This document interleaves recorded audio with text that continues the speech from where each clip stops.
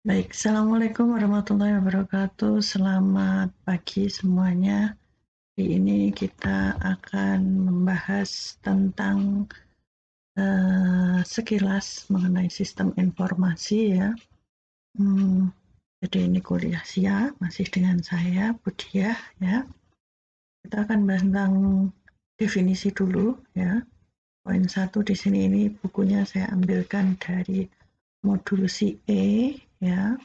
Modul CE yang sistem informasi dan pengendalian intern. Baik, nah di sini Anda bisa melihat ya, sistem informasi terdiri dari dua kata, sistem dan informasi. Ini ya, sistem dan informasi. Nah, sistem itu apa? Sistem ya, ini berarti kumpulan komponen-komponen yang saling berinteraksi dan memiliki tujuan yang sama. Jadi kalau misalnya saya gambarkan, ya nggak digambar sih, definisinya nggak selalu seperti itu, bisa lain. Misalnya di sini saya contohkan sistem ya. Yang penting kata kuncinya ada tiga ya, komponen. Di sini pakai istilah komponen. Ada yang pakai istilah elemen, ada yang pakai istilah unsur, ada yang pakai istilah bagian-bagian yang lebih kecil atau small parts ya. Kemudian berinteraksi. Ada yang di sini pakai istilah berinteraksi. Kemudian ada juga yang pakai istilah bekerja sama dengan cara tertentu.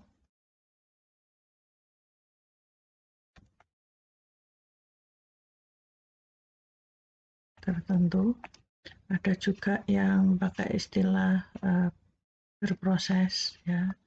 Intinya di situ ada satu kegiatan, ada sebuah aktivitas ya. Aktivitas yang terkait dari komponen-komponen ini ya. Kemudian memiliki tujuan yang sama.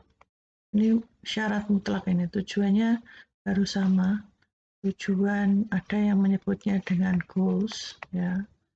Ada yang menyebutnya dengan objektif.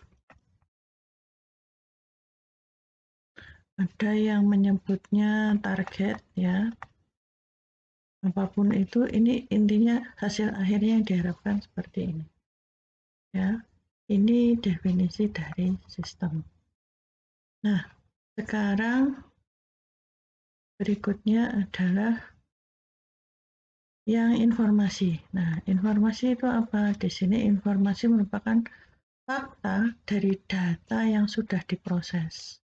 Jadi informasi itu bukan data, tapi data yang sudah diproses. Kata kuncinya di sini adalah proses. Ada data yang sudah diolah ini dan harus memiliki kegunaan bagi penggunanya, harus bermanfaat. Gunanya buat apa? Untuk proses pengambilan putusan. Ya.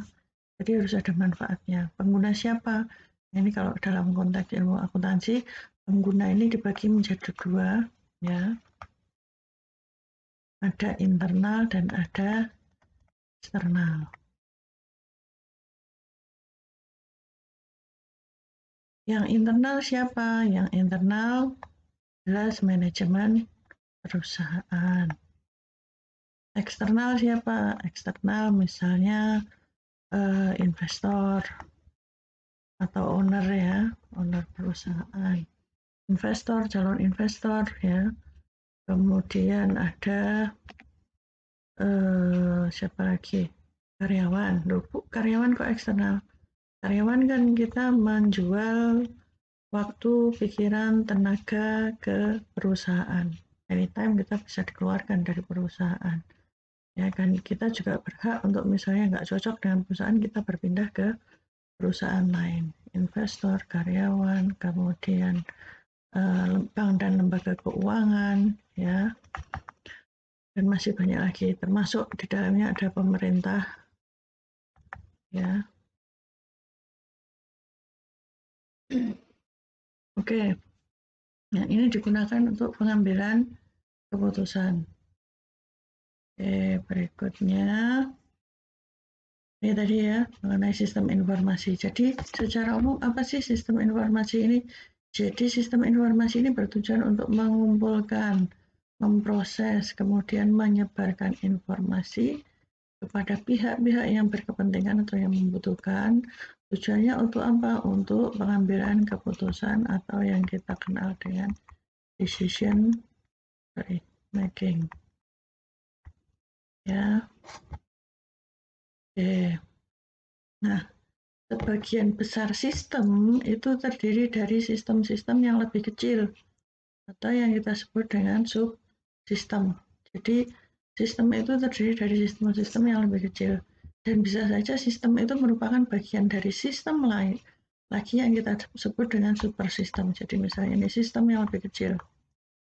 Kemudian itu bagian dari sistem yang lebih besar dan ini ada lagi sistem lagi ya.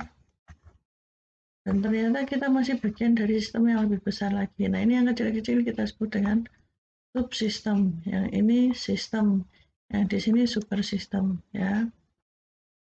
Oke, ini juga seperti itu.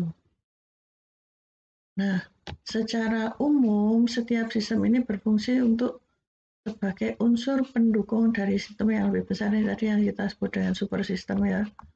Super sistem. Nah, setiap subsistem didesain untuk mendukung satu atau lebih tujuan organisasi. Jadi tujuan organisasi itu nggak cuma satu, bisa lebih dari satu. Ya, setiap perubahan dalam satu subsistem tidak dapat dilakukan tanpa memperhitungkan dampaknya terhadap subsistem yang lain dan keseluruhan sistem. Jadi Anda bayangkan seperti roda, seperti gear ya, gear apa? Ya roda gitulah ya. Mungkin Anda pernah lihat ini kalau misalnya rantainya yang satu ke dalam, nah ini kan juga ikut ke dalam. Kalau yang satunya keluar, ini yang satunya juga ikut ke luar, muter. Ya, jadi harus tujuannya untuk apa? Ini pasti ada tujuannya mungkin untuk menggerakkan rantai atau apa ya, mata rantainya ini. Nah, dalam kegiatan sehari-hari dapat saja terjadi pertentangan tujuan ya atau goal konflik. Ini terjadi karena apa? Nggak konsisten antara apa? Antara tujuan yang ingin dicapai oleh satu sistem dengan sistem yang lain. Jadi kalau ini misalnya satu mau masuk, satu mau keluar, ini nggak akan bisa jalan, ya. Maupun sistem dalam satu organisasi, dalam satu keseluruhan. Nah, ini di sini namanya goal conflict. Ya. Jadi kalau goal conflict ini tujuannya antara satu sistem dengan sistem yang lain tujuannya berbeda. Nah, sementara itu, selain terdapat goal conflict, kondisi ideal yang diharapkan adalah sebetulnya ini goal congruence. Ya, kalau ini goal conflict, ini goal congruence.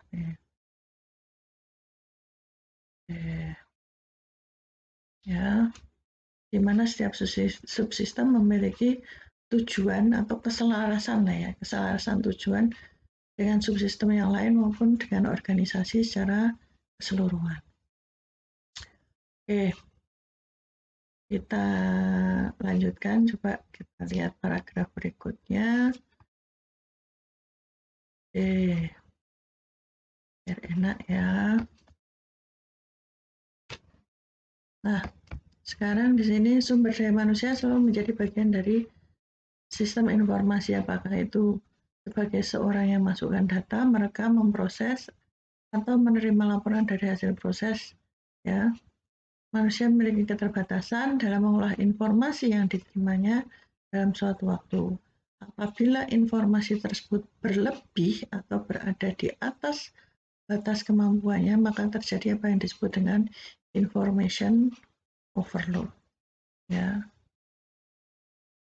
Contohnya apa? Anda pernah punya WA, saking banyaknya grup atau saking banyaknya WA yang masuk, Anda tidak tahu mana, mungkin ada yang tenggelam, ada yang kelewatan ya, tidak kebaca ya, seperti itu. Ini salah satu contoh overload, information overload yang simple ya. Jadi Anda mungkin banyak sekali informasi yang masuk. Anda mungkin informasi yang masuk tidak hanya dari WA, mungkin ada yang dari email, ada yang dari Telegram ya. Dan informasi, terlalu banyak informasi, akhirnya yang terjadi adalah information overload Nah, kalau terjadi information overload ini, maka hal-hal yang dapat terjadi antaranya adalah penurunan mutu pengambilan keputusan, ya. Karena pasti ada yang miss, pasti ada yang slip, ya. Mungkin saking banyaknya informasi, saking banyaknya WA, ada yang tenggelam, ya, nggak tahu kalau ternyata, atau mungkin, oh iya ini saya sudah terima WA ini, tapi lupa setelah itu karena banyaknya informasi yang diterima. Nah, kalau dalam konteks perusahaan atau organisasi, di sini penurunan mutu pengambilan keputusan serta kenaikan biaya dalam penyediaan informasi. Akibatnya apa? Ini, kok malah biayanya meningkat? Ya, karena seringkali terjadi adalah kerja 2 kali, karena kelupaan tadi ya, ada unsur kelupaan. Nah, kemudian sistem informasi pada dasarnya memiliki banyak komponen. Salah satunya adalah teknologi informasi. Teknologi informasi ini dapat digunakan untuk menyaring sebagai filter dan pemampatan data dikompresi. Kalau kita bilang di zip ya, kita langsung otomatis bisa nyaring mana data yang kita butuhkan, mana yang enggak. Sehingga pengolahannya bisa lebih efisien. Dengan penyediaan informasi, terutama dalam hal efisiensi, perlu dihitung apa yang disebut dengan value of information. Nah, value information ini diperhitungkan apa? Manfaat atau benefit informasi dikurangi biaya. Biaya apa? Biaya yang dibutuhkan untuk menghasilkan informasi tertentu. Makanya kadang-kadang ada ukur kayak ngono tok, cuman kayak gitu aja masuk harganya mahal sekali. Nah, itu ada informasi yang ini mahal harganya. Nah, manfaat atau benefit dari informasi ini adalah berkurangnya ketidakpastian, ya. Jadi kalau kita punya informasi yang valid, ya, maka kita bisa mengambil keputusan ini yakin, ya, meningkatkan kualitas keputusan. Jadi yakin, peningkatan kemampuan untuk merencanakan dan menjadwalkan kegiatan. Sementara untuk biaya-biaya menghasilkan informasi, di sini ada waktu. Waktu ini adalah sumber daya yang sangat mahal. Karena apa? Kalau sudah kelewat, nggak bisa balik lagi. Kemudian sumber daya yang dihasilkan untuk menghasilkan informasi. Ya. Nah, ini memang sulit untuk dikuantifikasi atau diangkakan. Ya, jadi agak sulit juga menetapkan manfaat dari suatu informasi sebelum informasi tersebut dihasilkan dan digunakan.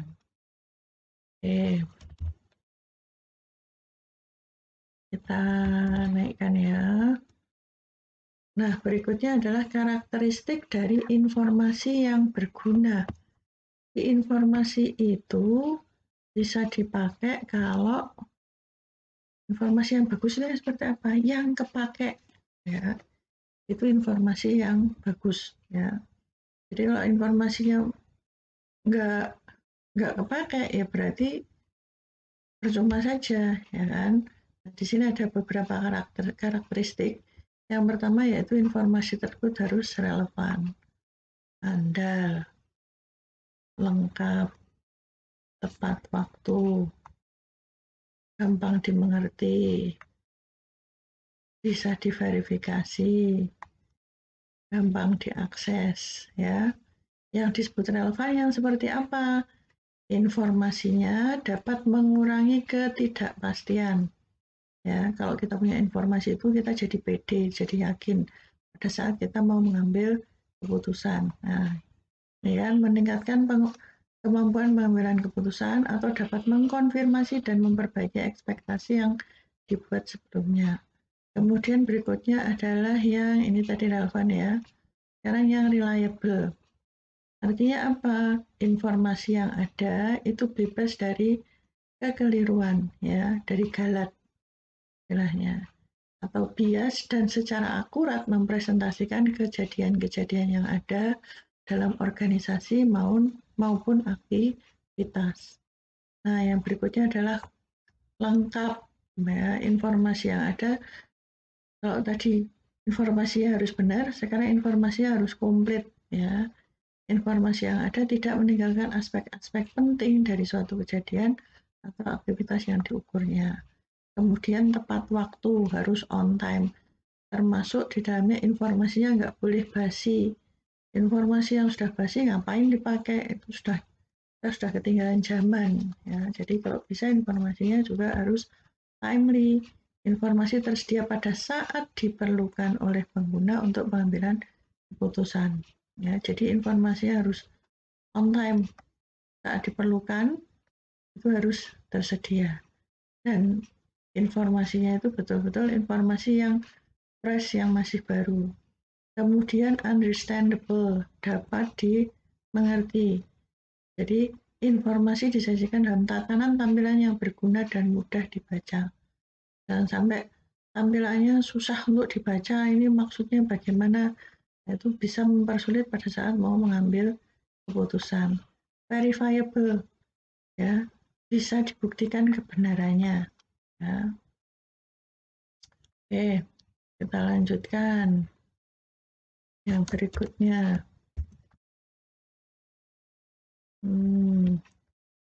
Nah ya, salah satunya apabila proses untuk mendapatkan informasi dikerjakan oleh dua orang yang berbeda dan independen akan menghasilkan informasi yang sama. Jadi itu yang disebut dengan verifiable. Bisa diverifikasi. Kalau dua orang yang berbeda memberikan informasi yang sama, berarti informasi tersebut valid. Ini kebiasaan, biasanya mahasiswa sukanya seperti itu. Misalnya, kamu, Bu, katanya seperti ini, Bu. Katanya siapa? Nggak tahu, Bu, saya dengar-dengar dari teman-teman. Ya. Teman-teman dari mana? Ya, itu harus jelas dulu sumbernya. Ya. Kemudian dapat dijangkau atau dites, gampang diakses ya, accessible. Artinya informasi tersedia pada saat dibutuhkan dan dalam tampilan yang mudah digunakan. Ini namanya accessible. Ya. Oke, berikutnya adalah, hapus dulu ya, pengelolaan perusahaan atau organisasi. Di sini setiap manajer atau pengambilan keputusan memerlukan informasi untuk dapat membuat keputusan yang efektif. Selain dibutuhkan informasi dalam pengambilan keputusan, perusahaan atau organisasi terdapat apa yang disebut dengan proses bisnis atau bisnis proses. Ini apa toh proses bisnis ini? Nah, kumpulan dari aktivitas-aktivitas dan tugas-tugas yang berhubungan, terkoordinasi, dan terstruktur yang dikerjakan oleh orang atau komputer atau mesin yang membantu tujuan tertentu dari organisasi atau perusahaan. Ini definisinya.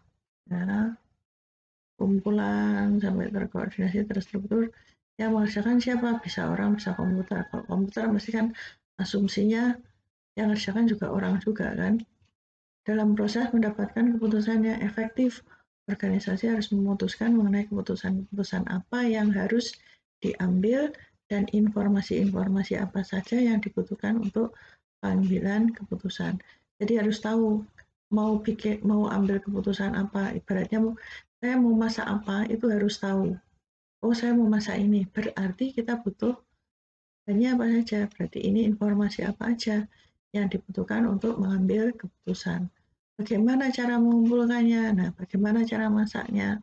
Memproses data yang dibutuhkan untuk menghasilkan informasi. Ya, proses pengumpulan dan proses terkait dengan proses-proses bisnis dasar yang ada di dalam perusahaan. Ya, oke. Next, kita akan bahas mengenai informasi yang dibutuhkan oleh perusahaan yang ada dapat nah kita lanjutkan ya. Ini informasi yang dibutuhkan oleh perusahaan atau yang dapat dikelola oleh perusahaan dapat berasal dari internal maupun eksternal ya. Bisa dari dalam, bisa dari luar. Misalnya yang dari dalam, transaksi-transaksi yang terkait dengan perusahaan itu adalah informasi internal. Yang eksternal seperti apa? Misalnya kurs mata uang itu adalah informasi eksternal ya. Informasi yang berasal internal, nah ini posisi persediaan, jumlah dan seterusnya ya. Nah yang eksternal misalnya termin pembayaran, peraturan pemerintah kayak tadi ya, keputusan-keputusan jumlah pajak yang harus dibayar ya. Kalau paling tadi paling gampang misalnya kurs ya. Kemudian aktivitas bisnis pada umumnya merupakan kegiatan berpasangan Pasangan bagaimana? Ya, ini aktivitas aja berpasangan. Anda yang jomblo-jomblo ini kapan berpasangannya? Ya,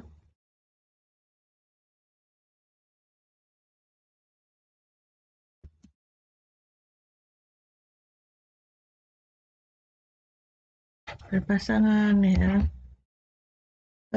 Aktivitas bisnis memang kegiatan berpasangan. Give and get exchange yang kita sebut dengan transaksi. Nah, transaksi ini sebetulnya merupakan perjanjian antara dua entitas atau dua perusahaan untuk menukarkan barang atau jasa atau kejadian-kejadian lain yang dapat diukur dengan angka-angka ekonomis. Ya, baik itu angka moneter maupun nilai uang. Jadi, kalau kita dalam akuntansi, ada yang kita sebut dengan peristiwa ekonomi. Ya, nah peristiwa ekonomi ini dibagi menjadi dua. Ya, yang kita sebut dengan transaksi dan non transaksi. Kalau yang transaksi ini ya diukur dengan angka. Tapi ada tambahnya lagi. Dia harus mempengaruhi bisa salah satu, bisa salah dua, bisa bukan salah tiga ya, artinya semua. Mempengaruhi apa? Aset, liabilitas, dan ekuitas. Bisa yang terpengaruh hanya asetnya saja, atau aset dengan liabilitas, aset dengan ekuitas, atau liabilitas dengan tidak mungkin ya. Liabilitas dengan ekuitas atau tiga-tiganya terpengaruh. Nah, karena ini ada tiga unsur ini, sehingga mau nggak mau di sini pasti ada angka-angka ekonomis, pasti ada nilai uang. Kemudian ada informasi yang non transaksi, ya informasi non transaksi seperti ini tadi, ya keputusan pemerintah, peraturan pemerintah, ya, berapa yang harus dibayar kepada vendor, peraturan pemerintah, jumlah pajak yang harus dibayar, jumlah BPJS yang harus di-store. Nah, ini baru non-transaksi. Kalau sudah di-store nanti baru jadi transaksi. Ya. Oke. Kita lanjutkan. Nah, kegiatan-kegiatan terkait pertukaran dalam perusahaan yang dapat dikelompokkan menjadi 5 proses bisnis atau siklus transaksi utama. Apa aja? Ada siklus pendapatan, ya, atau revenue cycle. Ini siklus di mana barang dan jasa dijual untuk memperoleh kas atau setara kas, ya, atau janji untuk menerima pembayaran berupa kas atau secara kas di masa mendatang. Ya, kegiatannya misalnya yang pertama adalah menerima menjawab pertanyaan dari konsumen. Jadi ini misalnya konsumen order, ya. Di sini bagian sales order, ya, yang akan menerima order dari konsumen. Kemudian mencatat dalam sistem akuntansi. Di sini ada gudang, ya, minta barang.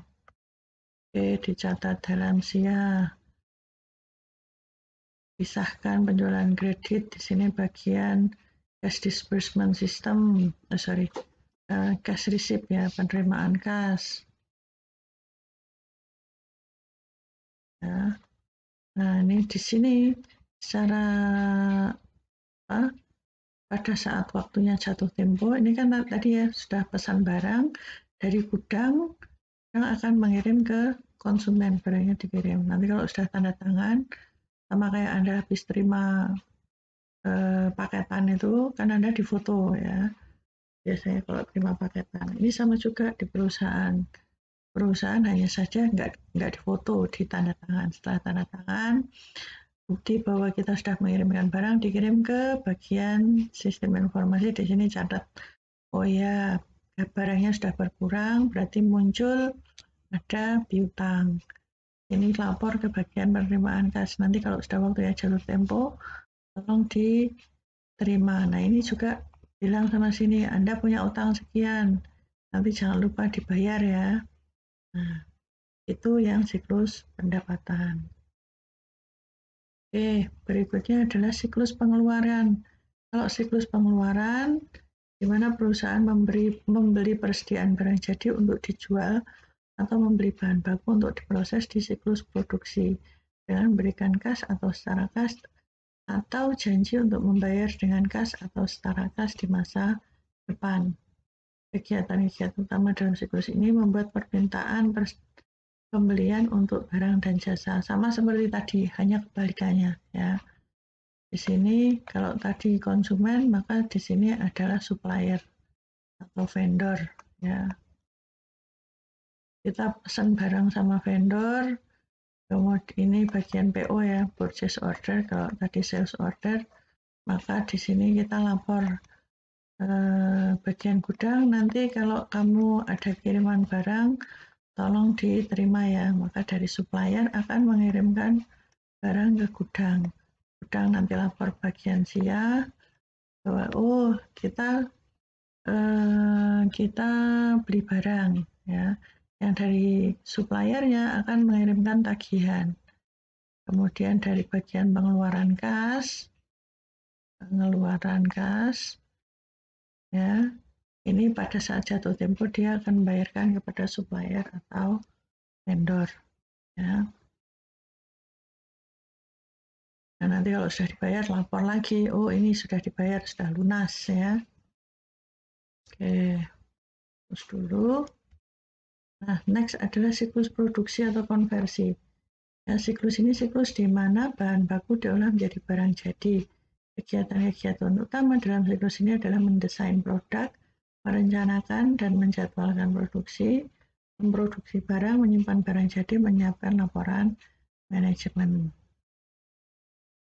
Oke, kita lihat berikutnya. Itu yang produksi, kemudian ada siklus sumber daya manusia atau siklus penggajian.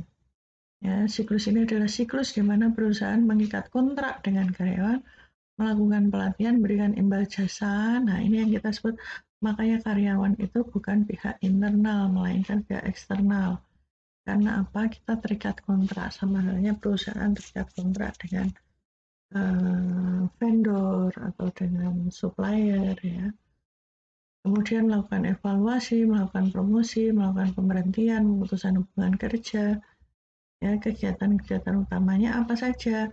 Mulai dari rekrutmen, kontrak, melatih, melakukan evaluasi, mempromosikan, memberhentikan, dan update data atau pemutakhiran data karyawan. Kemudian berikutnya ada siklus pendanaan atau financing cycle. Ini adalah siklus di mana perusahaan menjual saham dari perusahaan kepada investor, meminjam uang, ya, investor menerima dividen dan bayaran bunga atas pinjaman. Jadi ini yang siklus pendanaan ya. Artinya semua siklus ini saling terkait. Kalau Anda lihat yang ini tadi, sumber daya manusia, pastilah sumber daya manusia terkait dengan namanya karyawan kan ada di semua siklus ya. Mereka bekerja, ada yang di bagian di siklus pendapatan, ada yang di siklus pengeluaran, ada yang di siklus produksi atau konversi. Yang di sini mungkin karyawan administrasi, tenaga kerja tidak langsung. Yang di sini adalah tenaga kerja langsung. Itu kalau perusahaan manufaktur. Ya. Kemudian siklus pendanaan jelas. Siklus pendanaan ini tentunya digunakan untuk apa? Untuk mendanai operasional perusahaan ya. Mendanai operasional perusahaan di sini ada siklus pendapatan, ada di siklus pengeluaran, pada saat terutama pengeluaran ya, pada saat kita kulaan beli barang itu pasti kita butuh dana dari siklus pendanaan, termasuk di siklus konversi atau produksi ini kan kita butuh peralatan, butuh pabrik dan sebagainya, di mana itu hanya bisa diperoleh melalui siklus financing ya, pendanaan. Nah, apakah siklusnya hanya 5 ini saja? Tidak, ini hanya format minimalis. Siklus ini bisa lebih dari 5 tergantung besar kecilnya perusahaan, tergantung dari kebutuhan perusahaan ya. Kalau di sini disebutkan terdapat sistem jurnal umum dan pelaporan atau general ledger and reporting system ya. Ini terkait dengan antarmuka dan dengan kelima kelompok. Jadi ini semua saling terkait ya, 1, 2, 3, 4, 5. Ini semua saling terkait dari financing, kemudian kulaan. Kulaan itu berarti expenditure ya, pengeluaran. Kemudian di sini ada SDM, di sini ada revenue ya, ada konversi atau produksi, di sini ada revenue. Udah gini ya.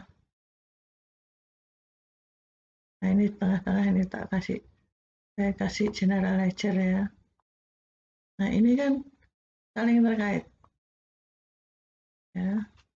Ini yang saling menghubungkan antara memberikan interface ya, menghubungkan antar siklus ini ya. Jadi di sini di dalam satu siklus ini terdiri dari beberapa sistem ya. Seperti tadi saya bilang, ada sistem-sistem, ada subsistemnya. Nah, kalau ini tadi sistem, maka ini yang kecil-kecil ini subsistemnya ya. Oke, lebih kurang seperti itu. Nah, kalau sebelumnya kita sudah membahas berbagai jenis siklus, maka di sini ragam sistem informasi ini kita akan mengelompokkan selain berbagai siklus ya, bisa dikelompokkan menurut tujuan khusus yang ingin dilayani oleh jenis sistem informasi ya. Di sini yang pertama ada sistem informasi manajemen atau SIM ya. Management Information System ya. Kalau Anda search-nya pakai bahasa Inggris, Anda pakai MIS ya. Nah, sistem ini bertujuan untuk melayani kebutuhan informasi bagi manajemen menengah ya, di mana sistem ini memiliki kemampuan untuk melaporkan informasi mengenai kinerja perusahaan ya. Informasi mengenai kinerja kemudian digunakan untuk mengawasi dan mengendalikan kegiatan bisnis untuk memprediksi kinerja perusahaan di masa mendatang ya. Nah, sistem informasi manajemen ini mendapatkan data dari transaction processing system. Jadi ini adalah sistem yang mengolah transaksi-transaksi yang ada di dalam perusahaan. Kalau lebih kurang ini adalah salah satu bentuk akuntansi keuangannya ya, karena mengolah transaksi yang kemudian outputnya berupa laporan-laporan ini ya, baik berbentuk angka maupun grafis. Nah, laporan ini bisa berupa laporan harian, mingguan, atau bulanan. Ya, ini yang SIM.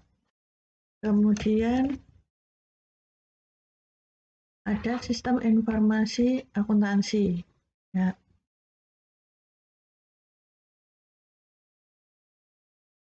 Kita lihat di sini sistem informasi akuntansi atau accounting information system ya.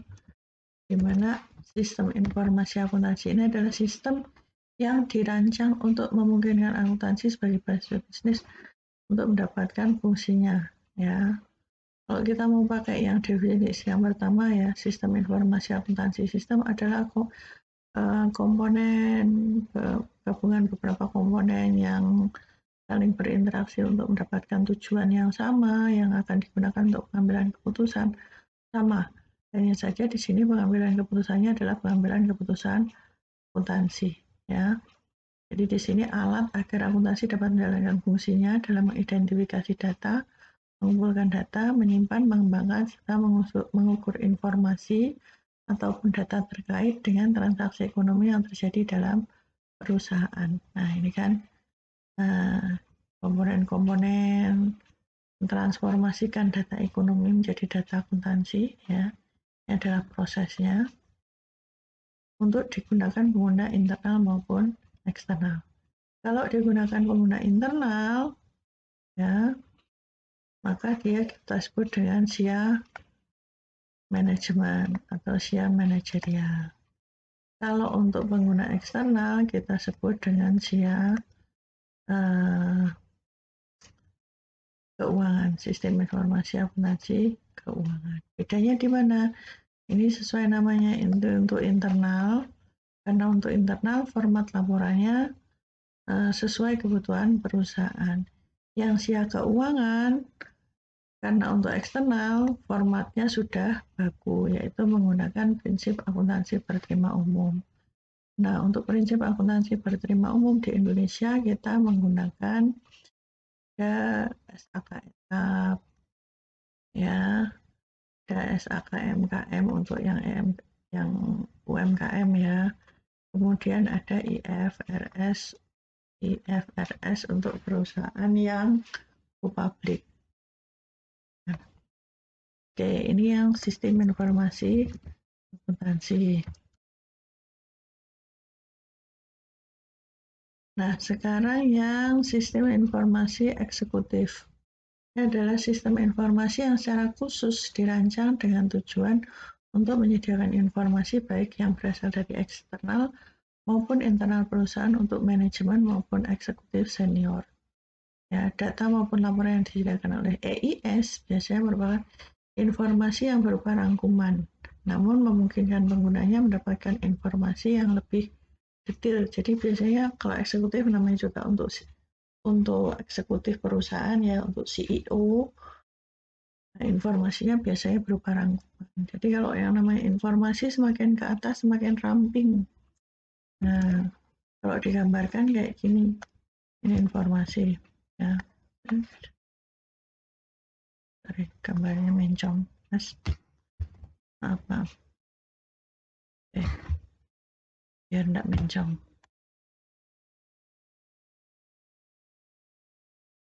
Aja mencong. Ini top level management, ini middle, ini lower. Nah, yang top level management dia mendapatkan informasi dalam bentuk rangkuman, tapi digunakan untuk pengambilan keputusan jangka panjang. Sementara semakin ke bawah, yang di level bawah, dia mendapatkan informasi yang detail. Ya. Tapi untuk pengambilan keputusan jangka pendek. Ya.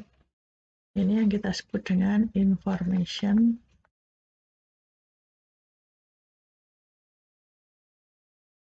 amplification.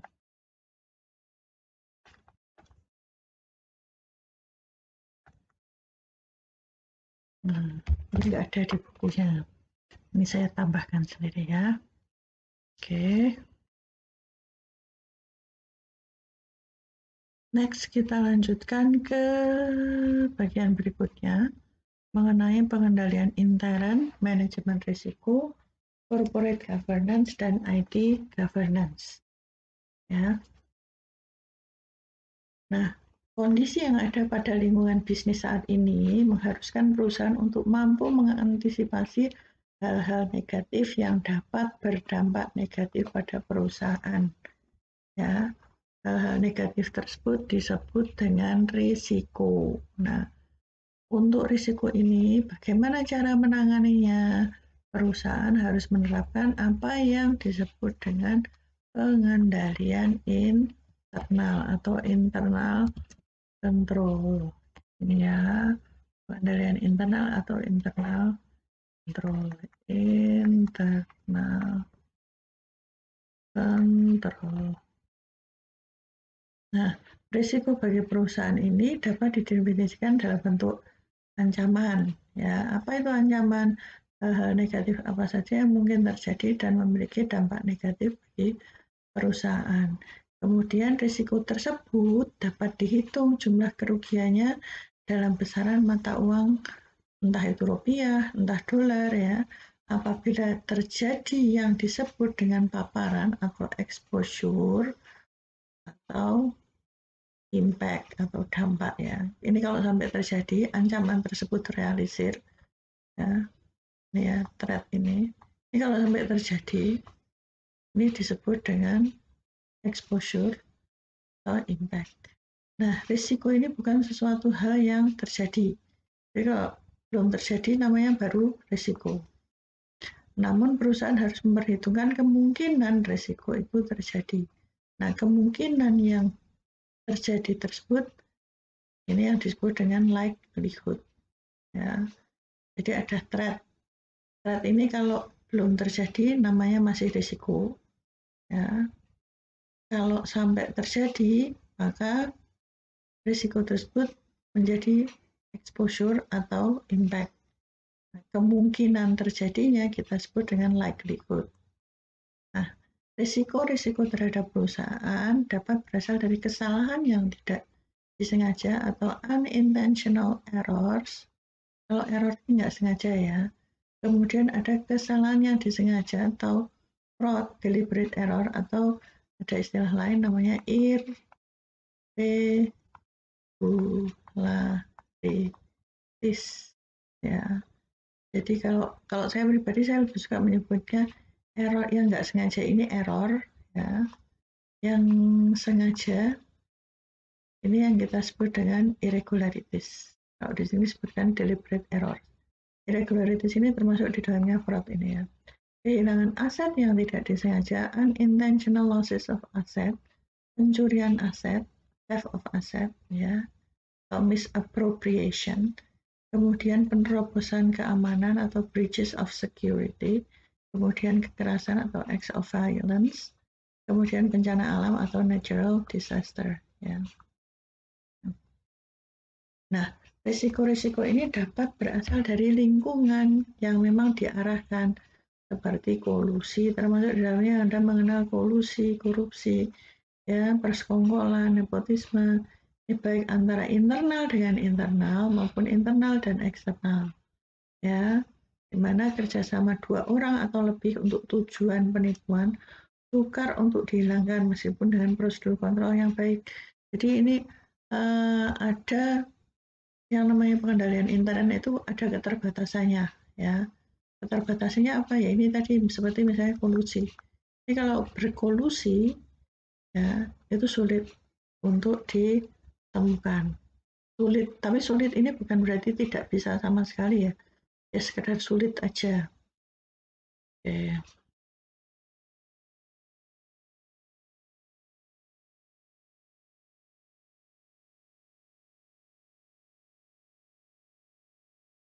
Nah, sorry.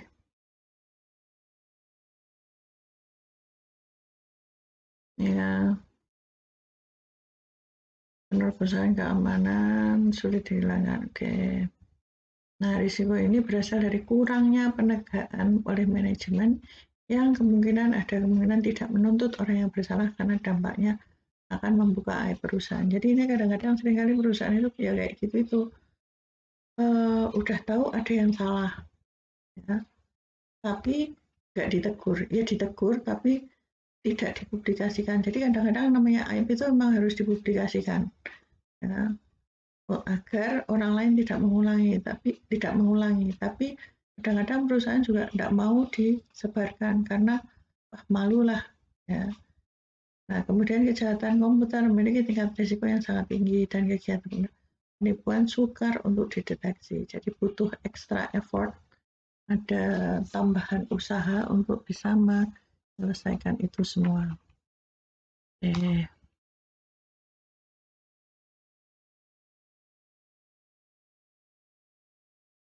Nah, berikutnya, pengendalian intern merupakan proses yang diterapkan untuk menyediakan keyakinan yang memadai. Nah, keyakinan yang memadai ini yang kita sebut dengan reasonable assurance, keyakinan yang memadai. Ini penting. Reasonable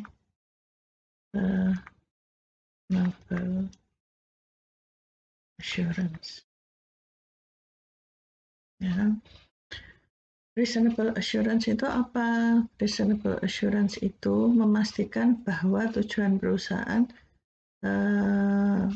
nggak perlulah, maksudnya sampai 100% bisa tercapai ya. Dari sistem itu menghasilkan informasi, nggak perlu informasinya sampai akurat 100%, nggak usah, cukup katakan misalnya 90% seperti itu. Yang penting bisa digunakan sebagai dasar pengambilan putusan ya. Nah ini ya, tujuan-tujuan pengendalian ini bisa tercapai ya. Nah, tujuannya apa saja? Di sini disebutkan ada menjaga aset, ya, menjaga aset, memastikan agar aset perusahaan ini tidak diselewengkan, ya, mencegah atau mendeteksi akuisisi yang tidak terotorisasi, penggunaan atau penghapusan. Contohnya menjaga aset, misalnya Fincher, ya, absensi perusahaan dengan menggunakan biometrik dengan pakai finger scan itu ya, itu salah satu cara untuk menjaga aset. Aset apa? Yaitu waktu perusahaan. Misalnya karyawan harusnya datang on time ya, tapi karena absennya atau presensinya itu tidak akurat atau tidak dikelola dengan baik, maka waktu yang harusnya digunakan untuk produktif di kantor atau di tempat kerja di perusahaan justru digunakan untuk kepentingan lain. Nah, ini kan berarti kalau memang dia harus keluar kan harusnya izin, ada otorisasi ya. Kemudian memastikan bahwa laporan-laporan yang ada mencatat dan melaporkan aset perusahaan secara akurat dan wajar, menyediakan informasi yang akurat dan andal, menyiapkan laporan keuangan berdasarkan kriteria yang sudah ditetapkan, mendorong tercapainya kepatuhan terhadap kebijakan manajerial, harus patuh ya, dan patuh terhadap hukum dan aturan yang berlaku. Nah, ini ada 6 ini ya. Kemudian pengendalian internal ini ya memiliki 3 fungsi dasar ya. Apa saja? Pengendalian preventif, pengendalian detektif, dan pengendalian korektif. Pengendalian yang seperti apa itu ya? Yang preventif, nah sesuai namanya ya, pencegahan preventif. Tujuannya untuk mencegah jangan sampai terjadi error dan irregularities yang tadi ya. Nah, yang deteksi ya ini yang preventif ya, jangan sampai terjadi mencegah. Yang deteksi bertujuan untuk mendeteksi, menemukan masalah yang timbul ketika masalah ini belum dapat dicegah untuk tidak terjadi ya. Kalau sudah terlanjur terjadi, nah kita pakai deteksi. Kemudian ada pengendalian koreksi, bertujuan untuk mengidentifikasi dan menyelesaikan masalah maupun memperbaiki masalah ketika masalahnya sudah terjadi. Ini 3 fungsi dasar dari pengendalian intern. Berikutnya adalah pengendalian intern dapat dikelompokkan menjadi 2 kategori. Mana tadi?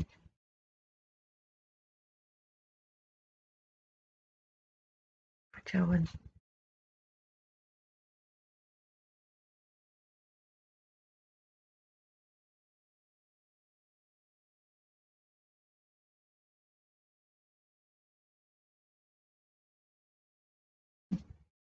Hilang.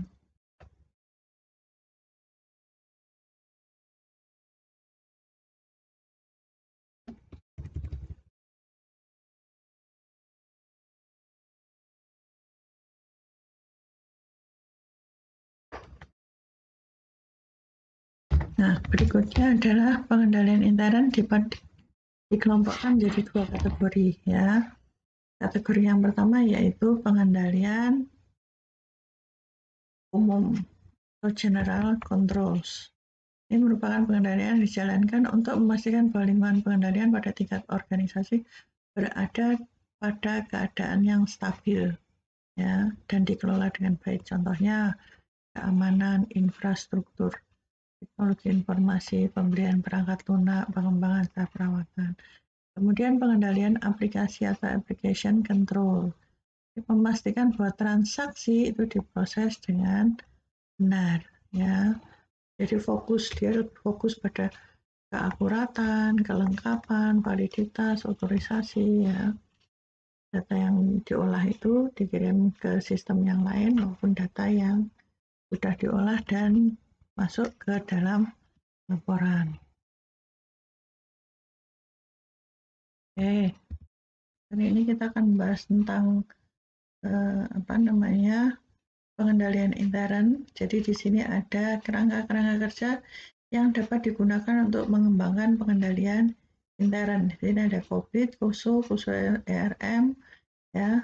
Nah, untuk manajemen risiko, KUSU ini mengembangkan ERM, Integrated Framework, ya, yang pada prinsipnya dikembangkan dengan maksud untuk meningkatkan proses-proses pengelolaan risiko atau risk management. Dasarnya apa? Dasarnya perusahaan dibentuk untuk memberikan value kepada pemiliknya. Jadi jangan sampai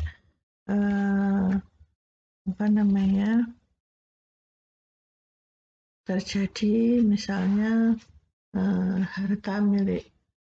Ya sebetulnya kalau harta aset yang ada di dalam perusahaan itu kan misalnya dari owner, ya, dari investor, ya, sehingga mau tidak mau jangan sampai perusahaan ini dirugikan, karena pada saat dirugikan sebetulnya dirugikan tidak hanya perusahaan saja, ya, tapi juga pihak-pihak semua yang terkait dengan perusahaan, ya.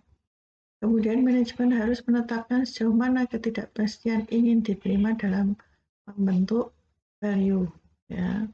Kemudian ketidakpastian dalam menetapkan risiko, yang mana kemungkinan suatu hal negatif terjadi akan mengurangi kemampuan perusahaan untuk menghasilkan value bagi pemiliknya. Jadi kalau sampai ada yang negatif terjadi, yang sederhana aja lah, kalau misalnya kita tidak melakukan sesuatu terus kita kena tertimpa gosip yang tidak menyenangkan, pasti kesan yang muncul bahwa value dari diri kita akan mengalami penurunan. Jadi ini berlaku sama juga untuk perusahaan, ya.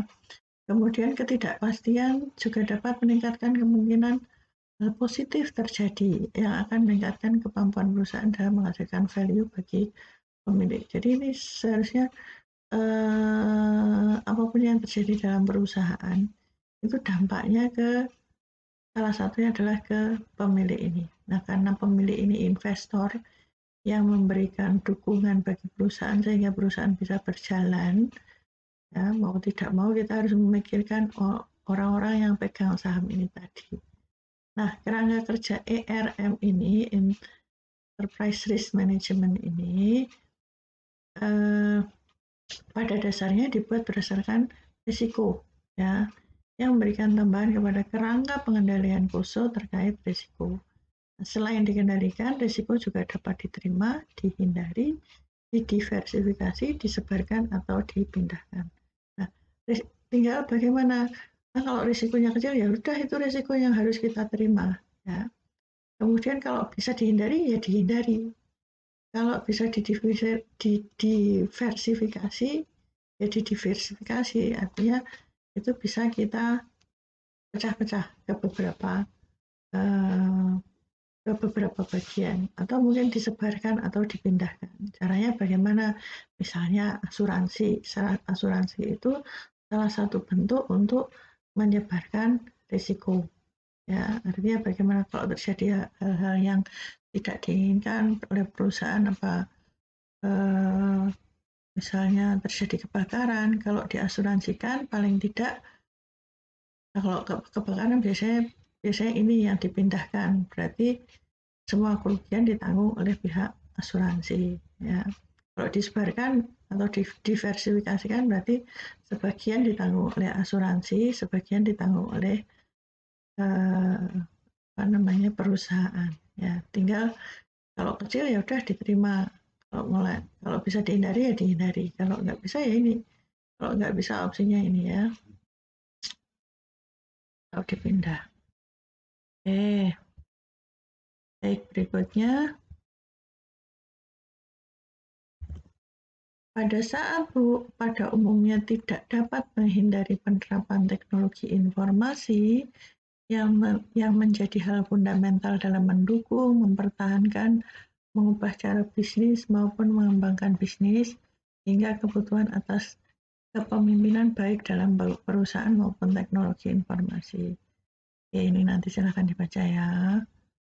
Nah, ini yang kita sebut dengan Information Technology Governance, ya, tata kelola teknologi informasi. Jadi tidak hanya tata kelola perusahaan, tata kelola korporasi, tapi juga tata kelola teknologi informasi.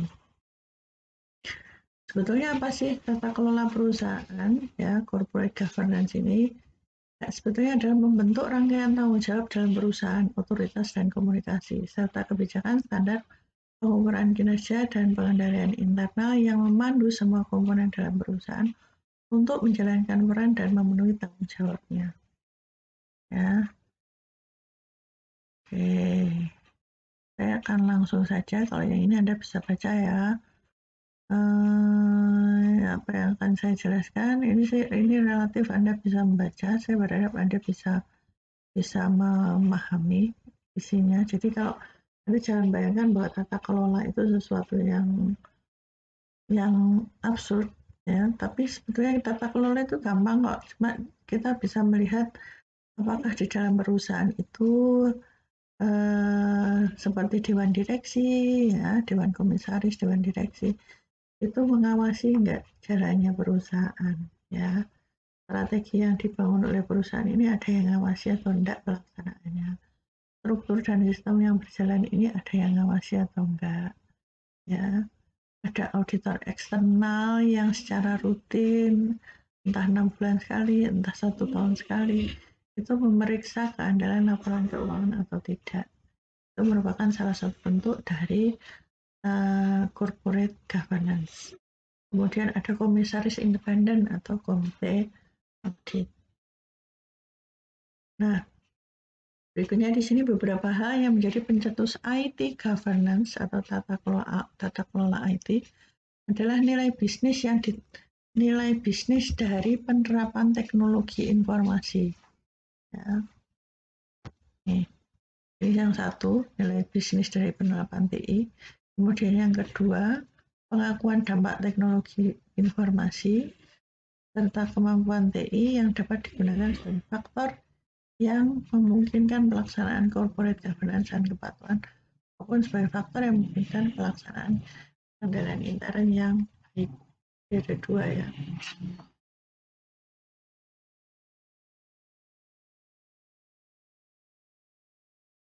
Berikutnya, nah, kita masuk ke sini. Jadi di dalam sistem informasi itu ada komponen-komponen yang dapat berfungsi, siapa apa aja kok fungsinya. Fungsinya di sini ada komponen-komponennya, kan masih ingat ya di awal. Komponen-komponen yang saling berinteraksi untuk mencapai tujuan yang sama, ya. Siapa komponennya? Di sini ada orang-orang yang menggunakan sistem. Jadi semua orang yang ada dalam perusahaan mulai dari top level manajemen sampai karyawan yang ada di level bawah. Kemudian prosedur dan aturan. Ya, ini terkait dengan nanti pada saat komponen-komponen ini kan harus berinteraksi ya. Nah, interaksi ini nggak boleh sembarangan, ada tata caranya. Sama halnya misalnya sama-sama sistem pencernaan. Orang makan saja juga ada SOP-nya. Masuk makan pakai SOP, Bu. Ya pakai SOP. Anda makan ada aturannya, mau makan harus cuci tangan dulu. Habis cuci tangan harus berdoa dulu. Kemudian kalau makan harus dikunyah berapa kali ya. Tapi ya jangan sampai kebalik. Misalnya bubur kok dikunyah ya. Permen harusnya memang harus di dimut ya, dikulung ya, dimut. Kalau bubur kan dikunyah lah, tapi tidak usah terlalu lama ya. Kalau nasi jelas harus dikunyah. Kemudian data ya, kemudian perangkat lunak, mau tidak mau, kemudian infrastruktur, ini ya, panjang sekali. Kemudian pengendalian internal, nah ini yang paling penting ini. Pengendalian internal yang tadi kita bahas ya, dan prosedur keamanan untuk menjaga data-data yang ada dalam sistem informasi akuntansi. Ya. Baik, berikutnya adalah profesi akuntan memiliki banyak peran dalam kaitannya dengan sistem informasi. Nah, kalau Anda jadi auditor, ya, kalau Anda jadi auditor, ini kan berarti kan udah paling gampang gini lah. Yang namanya akuntan itu kita mengacu pada kompartemen akuntan yang ada di Indonesia. Ada akuntan publik, ada akuntan perusahaan, atau akuntan manajemen, ada akuntan pemerintah, dan ada akuntan pendidik. Ya, ada 4 ini. Anda mau jadi apapun yang terkait dari ini, Anda harus menguasai sistem informasi. Kalau Anda jadi auditor, mau jadi auditor di mana? Auditor eksternal berarti Anda akuntan publik. Auditor internal berarti Anda jadi akuntan perusahaan. Anda mau jadi pemeriksa di BPK, ya berarti Anda akuntan pemerintah, atau Anda di inspektorat, atau jadi apa. Nah, ini Anda mengevaluasi pengendalian intern perusahaan dan memberikan opini terhadap laporan keuangan. Kalau ini definisi ini berarti akuntan publik atau akuntan eksternal. Manajer bagian akuntansi ini berarti akuntan perusahaan, bertanggung jawab terhadap proses akuntansi dalam perusahaan. Kemudian perpajakan. Perpajakan ini ya berarti bisa semuanya sih, bisa akuntan publik, perusahaan, pemerintah ya, bertanggung jawab terhadap pelaporan dan pembayaran pajak perusahaan. Kemudian konsultan, melakukan analisis dan perancangan sistem informasi perusahaan. Ya, ini ada 4 kompartemen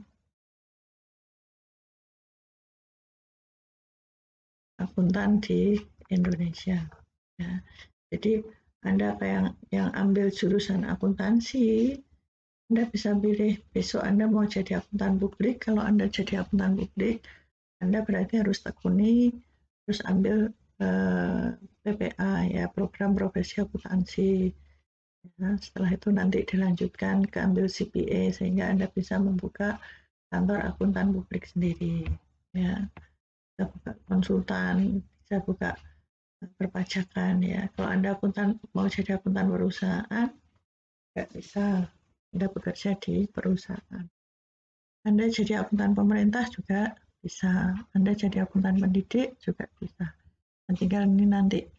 Sebetulnya pilihannya tidak sesederhana ini. Banyak profesi-profesi lain yang terkait dengan akuntansi yang saat ini macam-macam ya. Bahkan sekarang ada Certified Information System Auditor, ada akuntan forensik ya, ada akuntan macam-macam lah ya.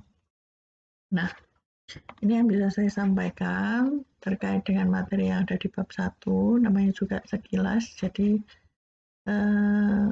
kalau menurut saya ini masih ringkas ya, masih ringkas, belum terlalu detail ya. Nanti detailnya akan kita bahas di video-video berikutnya. Baik, tetap Anda